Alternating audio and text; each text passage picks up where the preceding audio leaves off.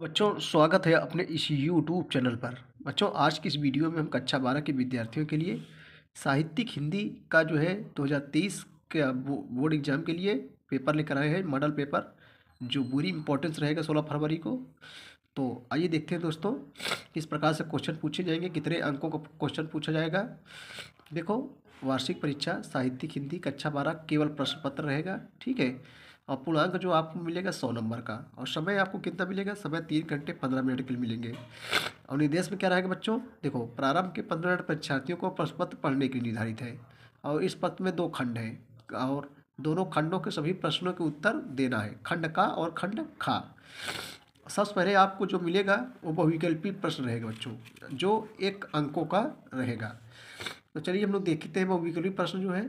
देखो, सबसे पहले खंड का से बहुविकल्पी प्रश्न रहेंगे। सबसे पहला क्वेश्चन चलो देखते हैं और उसको हल भी कर लेते हैं हम लोग। देखो, जैसे खड़ी बोली गद्य की प्रथम प्रामाणिक रचना मानी जाती है। क्या मानी जाती है? तो बच्चों यहाँ सही जवाब क्या हो जाएगा? गोरा बादल की कथा। सही जवाब यहाँ तीसरा हो जाएगा। अगला क्वेश्चन है जो 1 नंबर का रहेगा, सरस्वती पत्रिका के संपादक कौन थे? तो सरस्वती पत्रिका के जो संपादक थे जो है महावीर प्रसाद द्विवेदी। सही जवाब बच्चों यहाँ जो है चौथा हो जाएगा।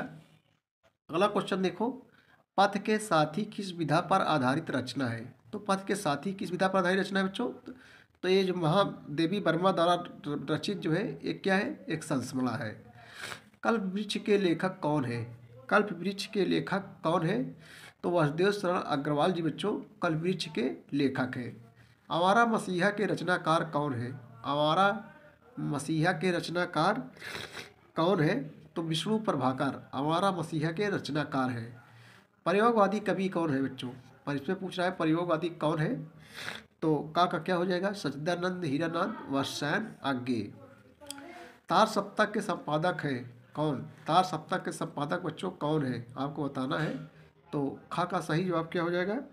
2 का सच्चिदानंद हीरानंद व सैन आज्ञे। ये क्या है? तार सप्ताह के संपादक है। वैदेही वनवास के रचयिता कौन है? वैदेही वनवास के जो है रचयिता कौन है? तो जगन्नाथ रत्नाकर है। सही जवाब बच्चों जो है तीसरा हो जाएगा। चलिए अगला बहुविकल्पी हम लोग प्रश्न देखेंगे कि आधुनिक युग की मीरा किसे कहा जाता है? आधुनिक युग की मीरा जो है किसे कहा जाता है बच्चों? तो क्या हो जाएगा? महादेवी वर्मा को जो है आधुनिक युग की मीरा कहा जाता है। छायावाद की जो है प्रमुख विशेषता क्या है? तो प्रकृति का जो है मानवीकरण। अब देखो, जो तीसरा नंबर क्वेश्चन रहेगा वो जो है गद्यांशों पर आधारित प्रश्न रहेगा, ठीक है बच्चों। निम्नलिखित प्रश्नों को उत्तर दीजिए, गद्यांश रहेगा और इसको जो है पढ़ के आपको उत्तर दिखाना है। और आपको 5 दूनी 10 नंबर जो है मिलेगा, ठीक है। जैसे उपयुक्त गद्यांश के पाठ का शीर्षक और लेखक का नाम लिखिए, यानी इस गद्यांश के पाठ के शीर्षक और लेखक का नाम लिखना है। रेखांकित अंश की जो है व्याख्या करना है, ठीक है बच्चों, इसकी मतलब व्याख्या करना है। राष्ट्र संवर्धन का प्रकार स्पष्ट कीजिए। अतीत वर्तमान के लिए भार रूप नहीं है का आशय स्पष्ट कीजिए। लेखक किस राष्ट्र का स्वागत करना चाहता है, ठीक है, ये काम करना है। उसके बाद में अथवा दे देंगे बच्चों, चाहे उसको करो चाहे इसको, दो में एक ही करना है, ठीक है, दोनों में से एक ही करना है आपको। अब चौथा नंबर में क्या है, देखो ये भी 10 नंबर का है। देखो बच्चों, क्वेश्चन को छोड़ना नहीं है। यदि आप क्वेश्चन छोड़ोगे तो पक्का है फेल हो जाओगे, ठीक है। पूरा क्वेश्चन करोगे, थोड़ा बहुत गलत हो जाएगा तब भी एग्जामिनर आपको पूरा नंबर देगा। यदि सोचेगा बच्चा कि प्रयास किया है आप, ठीक है, या तो खाली ही रख दोगे तो आपको क्या नंबर मिलेगा भाई। इसलिए क्वेश्चन को नहीं छोड़ना है। थोड़ा बहुत गलत हो जाएगा, अच्छे से राइटिंग लिखोगे तो एग्जामिनर जान जाएगा आपने प्रयास किया है, मेहनत किया है, आपको नंबर जरूर मिलेगा। देखो बच्चों, बहुत कठिन नहीं होता है। एक बार आप लोग सब गद्यांशों को देख लीजिए, आपको प्ले लिस्ट में भी हमारे मिल जाएगा। कक्षा 12 हिंदी के नाम प्ले लिस्ट बनाई गई है, उस पर आपको जो है मिल जाएगा ये सब क्वेश्चनों का आंसर। देखो, फिर उसके बाद में पद्यांशों पर आधारित निम्नलिखित प्रश्नों के उत्तर दीजिए। जो पद्यांश रहेगा और संदर्भ में क्या लिखा है, प्रस्तुत पद्यांश हमारी पाठ्यपुस्तक यहाँ से लिखा है, लिया गया है और इसके लेखक ये है, ठीक है। आपको 10 नंबर इसमें भी मिल जाएगा। देखो, मन उजग पक्ष है, देखो ये पद्यांश है। अब देखो क्या करना है कि उपयुक्त पद्यांश का शीर्षक और कवि का नाम लिखिए। इनमें शीर्षक कौन है, कवि का नाम लिखना है। अब देखो इसमें पद्यांश में क्या दे रहे हैं क्वेश्चन, रेखांकित अर्थ की व्याख्या करना है। क्या देखकर प्रतीत होता है, मानो यमुना के जल में दोनों पक्ष कृष्ण और शुक्ल मिल गए हैं। कौन तरंगे उत्पन्न करता है, कौन उठ बैठ कर अनेक प्रकार की कसरतें करता हुआ दिखाई पड़ता है। ठीक है, अब देखो अथवा करके देखो बच्चों, दो में से चाहे उसको करो और चाहे इसको। ठीक है, चलिए अब हम लोग चलेंगे। देखो उपयुक्त पद्यांश का शीर्षक और कवि का नाम लिखिए, वही है 5 का। देखो 5 नंबर का, 5 का जो है ये 5 नंबर का रहेगा। निम्नलिखित किसी एक लेखक का जीवन परिचय देते हुए उनकी प्रमुख रचनाओं का उल्लेख कीजिए। अधिकतम शब्द सीमा 80 शब्द। यानी बच्चों जो है आप 80 शब्दों में लिखेंगे। ठीक है, आप समझ जाए एक शब्द किसे कहते हैं। जैसे राम, ये क्या हो गया, एक शब्द हो गया। ठीक, आपको पता होना चाहिए कि एक लाइन में हम जो है कै शब्द लिखते हैं। इसमें जो है गा क्या है बच्चों, अक्षर है। ए रा क्या है, ये भी अक्षर है, लेकिन दोनों मिला राम तो एक क्या हो जाएगा, एक शब्द हो जाएगा। ठीक है, तो आपको मालूम रहना चाहिए कि एक लाइन में हम कितने शब्द लिखते हैं। तो जो बच्चों ये जो है दिया गया है लेखक का जीवन परिचय सिर्फ 80 शब्दों में ही देना है। तो किसी किसी एक यानी 3 में से किसी एक का जो है देना है। तो एक आप याद कर लीजिए, 2 3 सब काम हो जाएगा।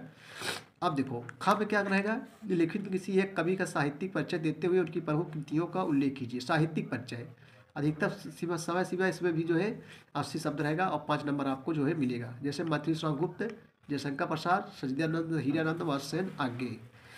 अब देखो अच्छा है, कहानी के तत्वों पर आधार और पंचलाइट अथवा बहादुर कहानी की जो है समीक्षा कीजिए। अधिकतर शब्द सीमा इसमें भी जो है 80 शब्द रहेगा। ठीक है, या कर्मनाशा हार अथवा बहादुर कहानी की प्रमुख पात्र का जो है चरित्र चित्रण कीजिए, या कर दिया चाहे इसको चाहे इसको। अब देखो 7वां नंबर क्या रहेगा, स्वपठित खंड काव्य के आधार पर किसी एक खंड के प्रश्न का उत्तर दीजिए। अधिकतम सीमा 80 शब्द इसमें भी रहेगा। स्वपठित है मतलब आपने जो पढ़ा है। देखो मुक्ति खंड काव्य चाहे इसको करो या जहाँ आग लग जाए इसमें एक, इसमें से एक। ठीक है, यानी एक करना है। ठीक बच्चों, या आलोकविद खंड काव्य के 7वें स्वर का सारांश लिखिए। अब देखो निम्नलिखित में किसी एक विषय पर अपनी भाषा शैली में निबंध लिखिए। निबंध तो अपने मन से ही लिखना है। ठीक है, चाहे जो कर दो। जनसंख्या वृद्धि लोग समस्या को लिख दो। जनसंख्या वृद्धि बहुत तेज़ी जनसंख्या इसमें बढ़ रही है, जहाँ समझ ही रहे हो कि चीन को पीछे छोड़कर भारत दुनिया में सबसे ज़्यादा जनसंख्या वाला देश हो गया है 2 महीने बाद।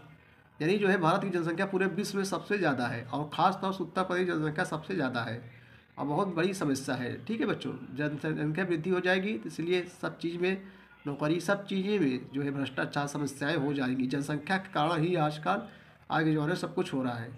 और भारतीय किसान की समस्याएं आप लिख सकते हैं। किसानों को कितना मेहनत बेचारा करता है, उसको जो है उसकी कीमत के हिसाब से पैसा नहीं मिलता। तो ये बहुत कठिन नहीं है, अपने मन से आप बना के लिखेंगे। सबसे पहले प्रस्तावना लिखो, उसके बाद में कैसे हानि लाभ सब लिखो प्रस्तावना, उसके बाद हेडिंग डाल के लिख डालो। ठीक है, यानी निबंध कोई भी अपने मन से आप लिख सकते हैं। आपको टोटल जो है 9 नंबर मिल जाएगा। कितना, 9 नंबर जो है मिल जाएगा। आगे देखेंगे। देखो संधि विच्छेद वगैरह है, करना है। देखो बच्चों संधि विच्छेद, सब संधि विच्छेद है। घनश्याम उसके बाद समास है। ठीक, एक एक नंबर का आपको मिलेगा। आगे देखेंगे हम लोग जो है। देखो ठीक है, ये सब 2, ये 1 नंबर का, एक एक नंबर का रहेगा। सब एक एक नंबर का, एक एक नंबर का आप लोग देखते हैं। इसी ये जो है बच्चों रेखांकित पदों में किसी एक पद में विभक्त तथा संबंधित नियम को उल्लेख कीजिए। इसमें 2 अंक आपको मिलेगा।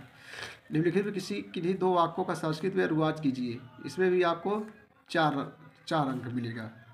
टोटल जो है 4 अंक आपको मिलेगा। तो ऐसे ही पेपर जो है दोस्तों आएगा। ठीक है, ऐसे ही पेपर आएगा। देखो इसमें कितना सब प्रत्यय बताना है, गुरुत्तम शब्द में प्रत्यय बताना है। एक एक नंबर का रहेगा। सब जो है एक एक नंबर का रहेगा। ठीक, देखो बच्चों तो इस प्रकार से जो है क्वेश्चन रहेंगे जो है 2023 बोर्ड परीक्षा में जो है।